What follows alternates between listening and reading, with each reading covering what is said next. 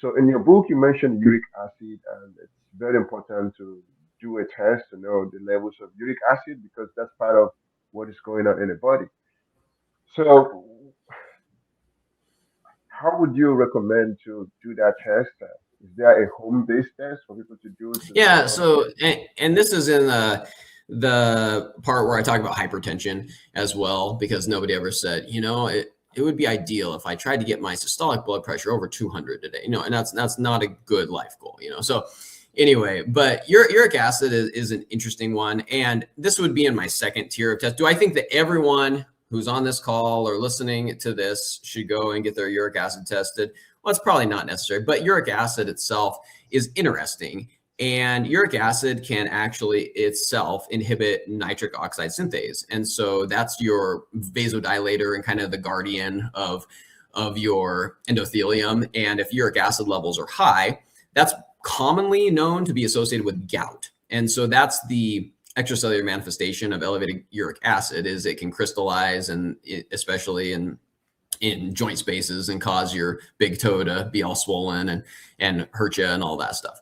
But really what happens with uric acid is it also has deleterious effects on that nitric oxide synthase, and then it has deleterious effects on your metabolic processes in general. And so this gets into the biochemical weeds, but uric acid actually inhibits something called enoyl-CoA hydratase, which is the second step of fatty acid oxidation. And so we want to be using fat as fuel. One of the big problems with our standard American society is we rely too much on glucose dollar bills and don't access our savings account, which are fatty acids.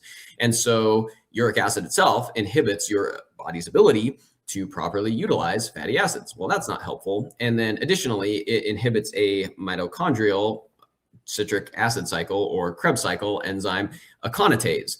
And so if the Krebs cycle stops spinning, that is also not good for energy production. And so uric acid also inhibits that aconitase enzyme. So in two different metabolic processes, it impairs your ability to properly utilize substrate, and it impairs your body's ability to vasodilate. And so that's problematic.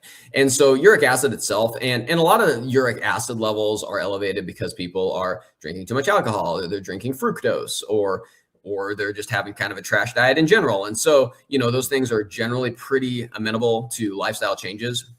But then there are some people who have some defects in various organic anion transporters who have hereditary hyperuricemia, and we have some potential options therapeutically for that as well. But uric acid is interesting, and then it's also it's associated with progression of CAC, so coronary artery calcium. So it's actually associated with increased progression of plaque also in your coronaries, and so it can be a bad guy on many fronts.